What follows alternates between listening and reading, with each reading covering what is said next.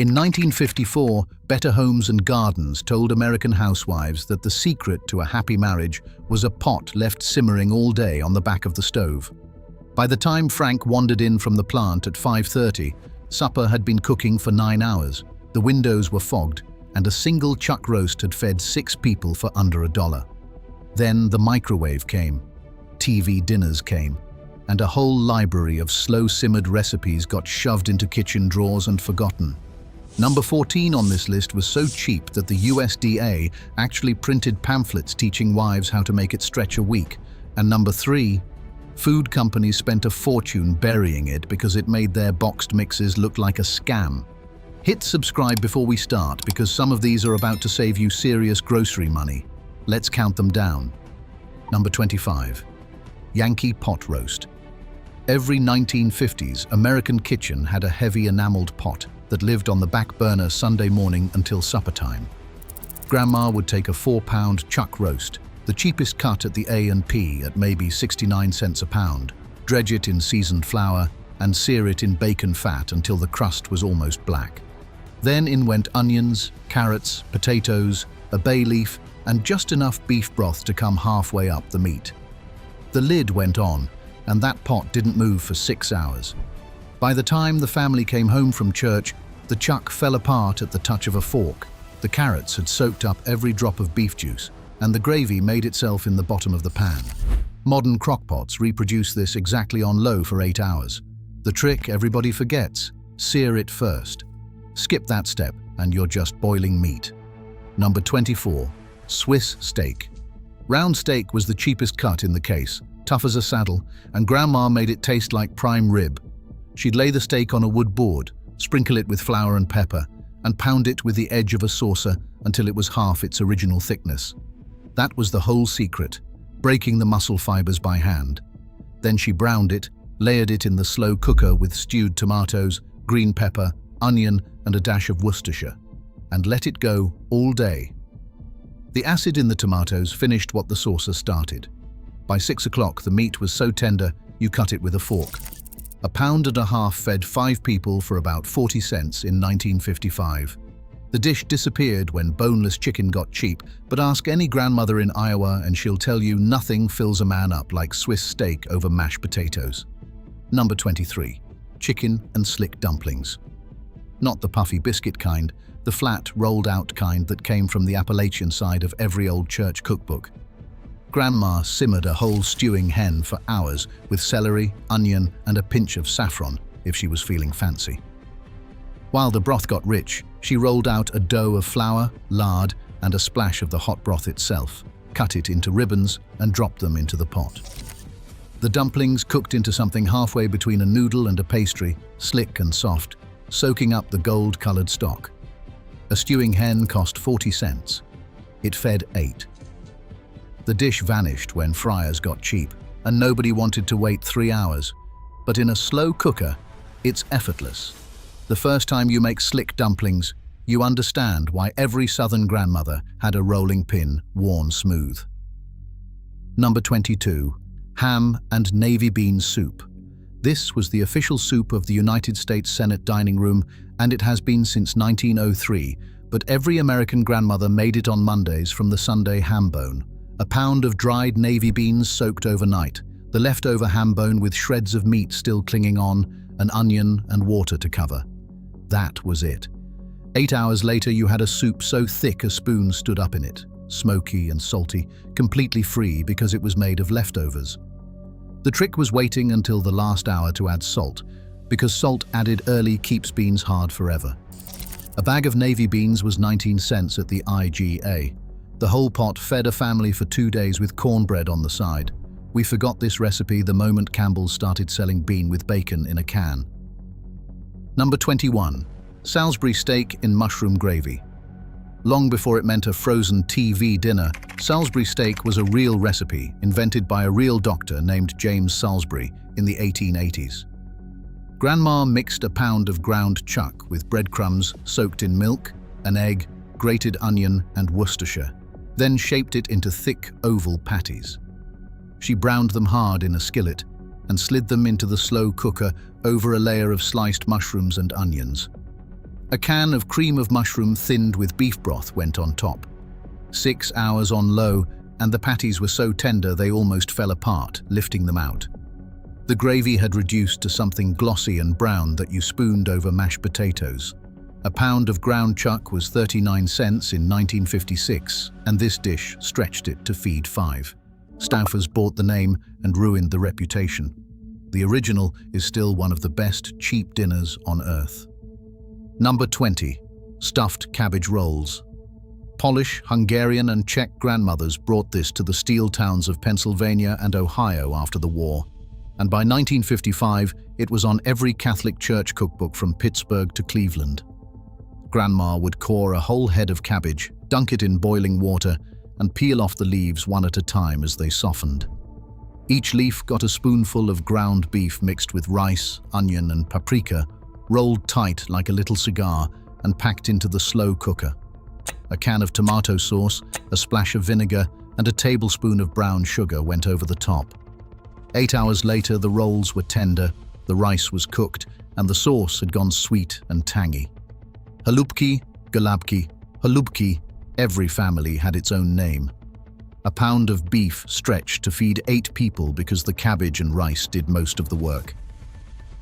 Number 19. Pork chops and sauerkraut. Pure German-American comfort food, and the kind of thing every grandmother in Wisconsin made on a Tuesday without thinking. 4 bone-in shoulder chops, browned in lard, dropped into the slow cooker on a bed of sauerkraut that had been rinsed once to take the edge off. A peeled apple sliced over the top, a tablespoon of caraway seeds, half a cup of beer or apple cider, and the lid went on. 6 hours later, the chops were falling off the bone, and the kraut had turned soft, sweet, and tangy from the apple. Shoulder chops were the cheapest pork in the case, 29 cents a pound. A whole supper for under $1. The first pattern break here, and pay attention because it matters. Grandma never browned the kraut. The acid stops the meat from browning properly. Brown the chops, then lay them on the kraut. Order matters. Number 18. Mock chicken legs. Now here's one you've probably never heard of, and it's about to blow your mind. During the lean years and well into the 50s, butchers sold something called city chicken, which was cubes of pork and veal threaded onto wooden skewers to look like little chicken drumsticks. Grandma rolled them in egg and breadcrumbs, browned them in a skillet, and finished them in the slow cooker with a little chicken broth on low for 4 hours. The breading stayed on. The meat got fork tender, and kids who refused chicken would devour these because they looked fun. Why did this exist? Because in the 30s and 40s, chicken was actually more expensive than pork or veal in industrial cities. Pork shoulder was $0.10 a pound. A whole chicken was 80 cents, so butchers invented chicken-shaped pork. Tell that to anyone under 40 and watch their face. Mock chicken legs vanished when broiler chickens became the cheapest meat in America. Number 17. Brunswick stew. The Georgia-Virginia border has been arguing about who invented Brunswick stew since 1828, and neither side will ever surrender.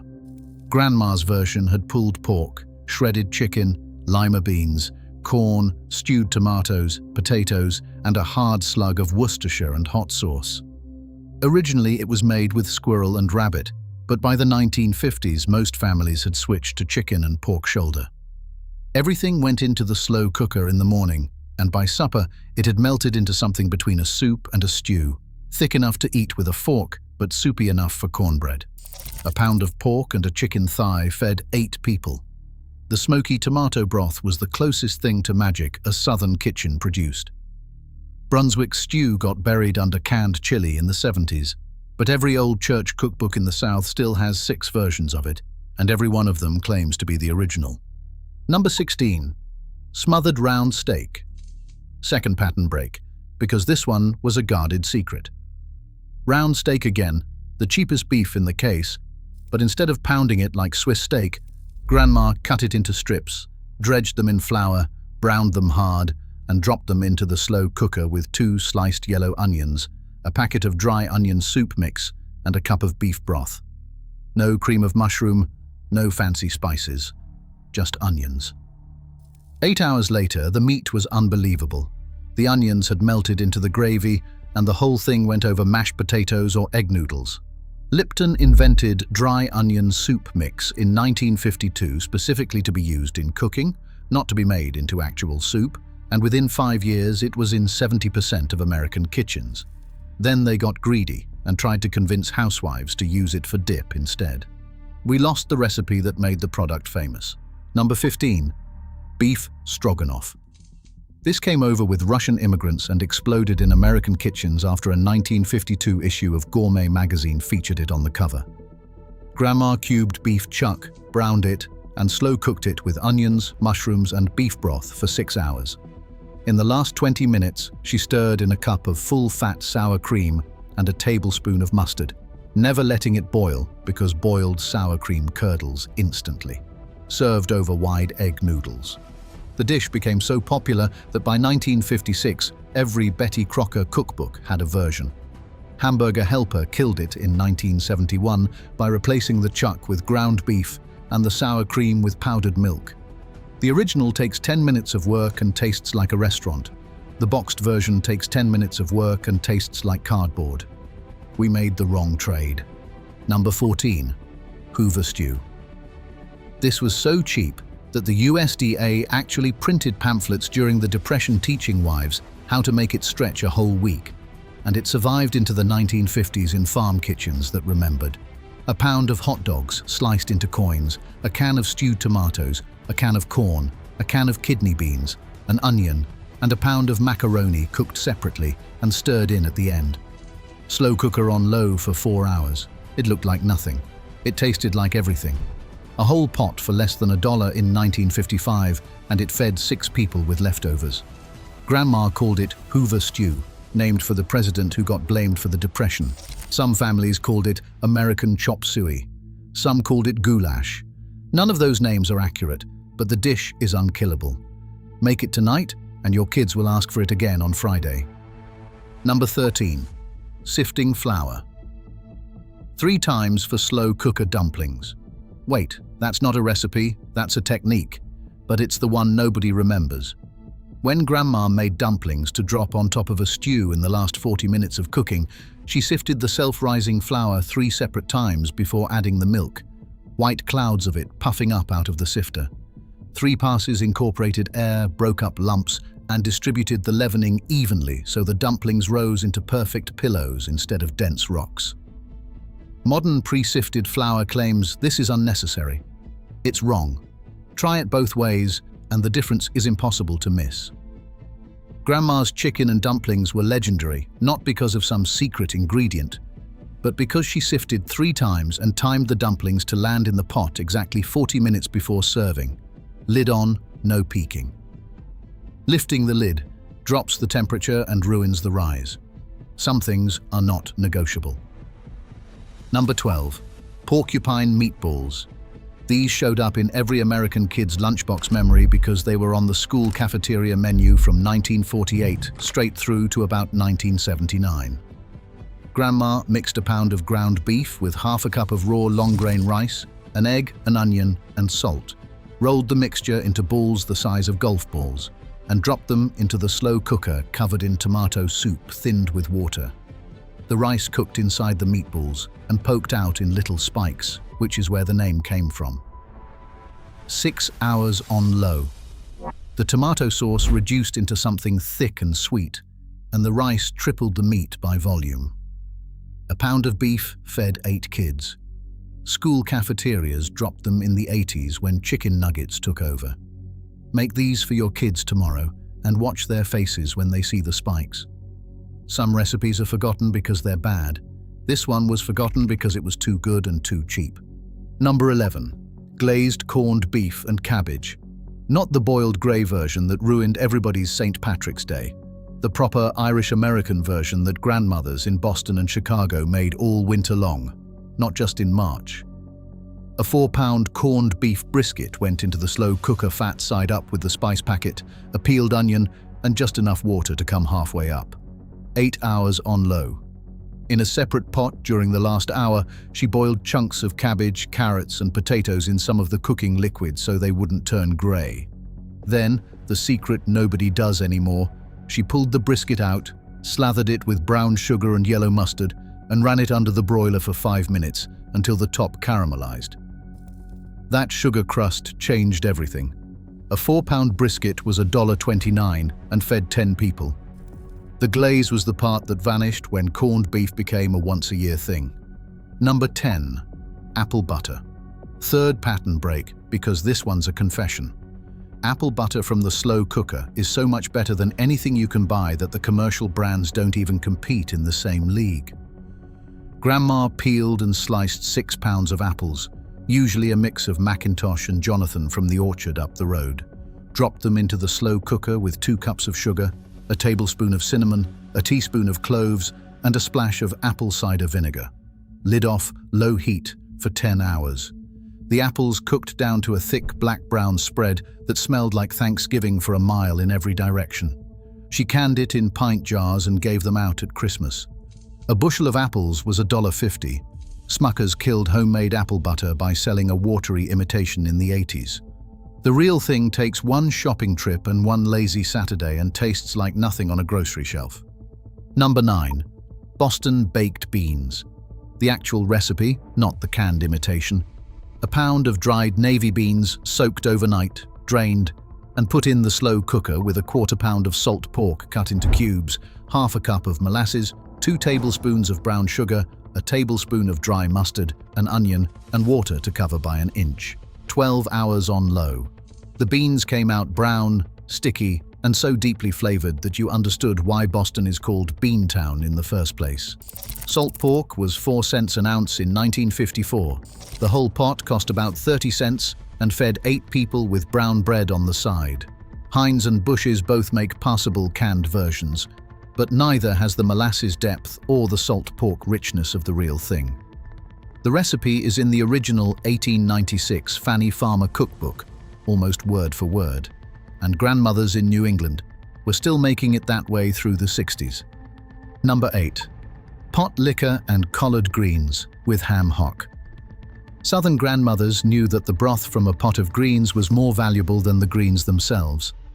Pot liquor is what you call the dark, mineral-rich liquid left in the bottom of the pot after collards have cooked all day with a smoked ham hock, an onion, a teaspoon of red pepper flakes, and a splash of cider vinegar. Slow cooker on low for 8 hours. You eat the greens with vinegar and hot sauce, but you save the pot liquor and dunk cornbread in it like soup.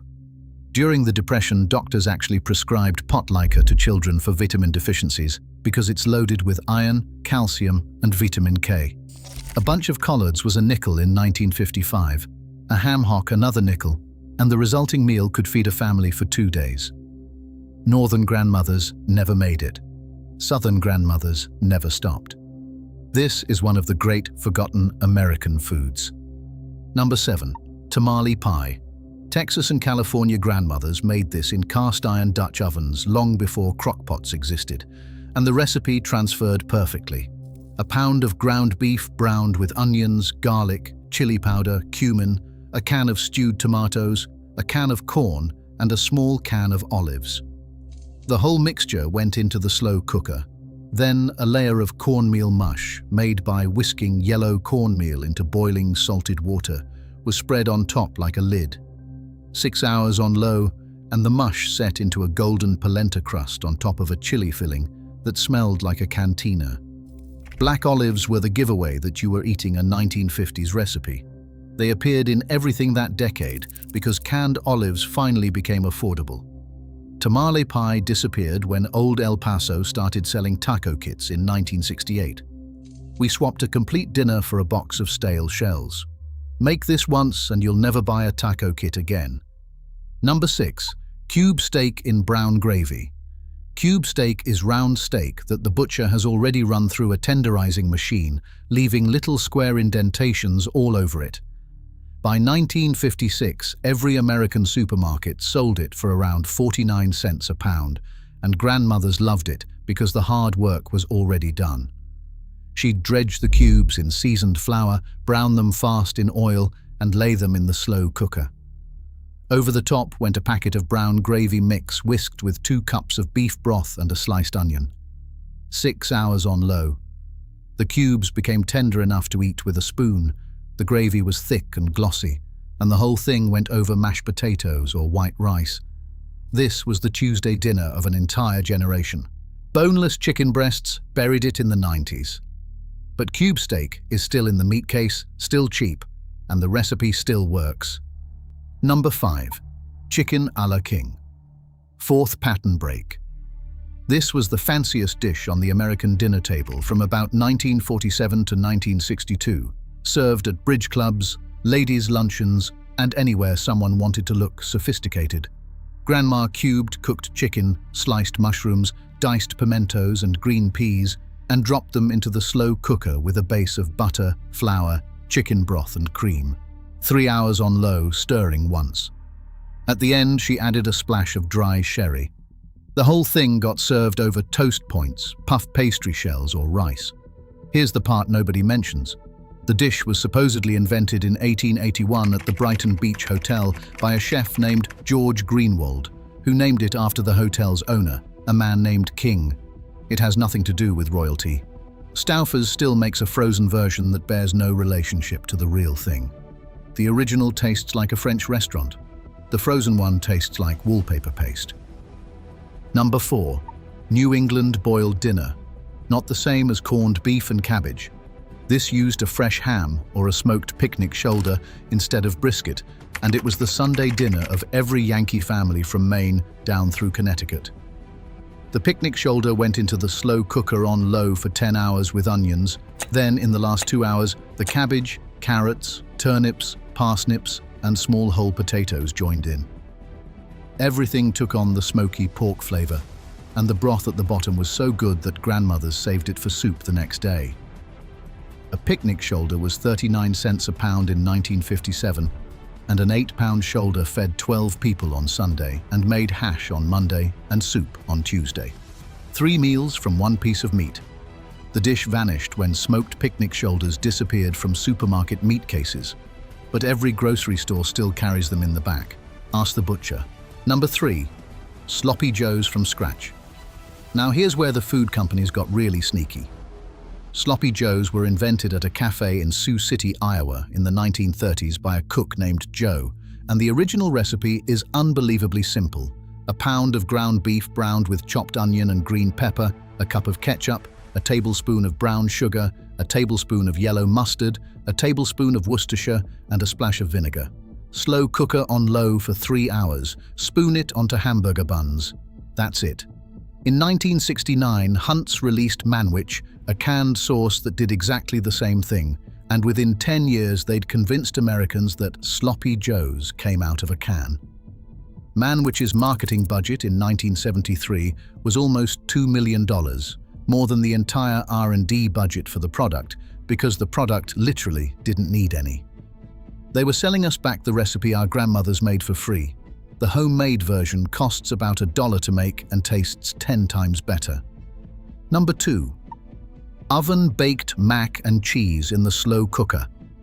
The kind with a real bechamel and 3 kinds of cheese, not the orange powder kind.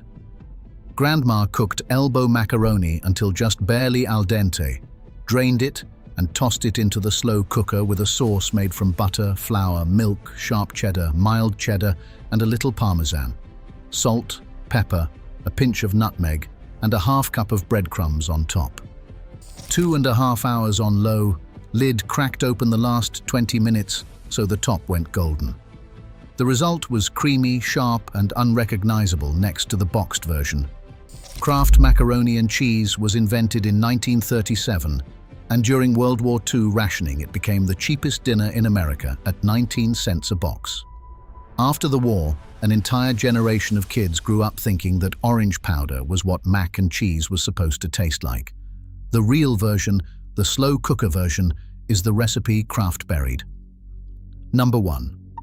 Old-fashioned slow cooker rice pudding. And finally, the dessert that crowned every American grandmother's slow cooker repertoire. A cup of medium-grain rice, 4 cups of whole milk, a can of evaporated milk, half a cup of sugar, a tablespoon of butter, a teaspoon of vanilla, and a pinch of salt.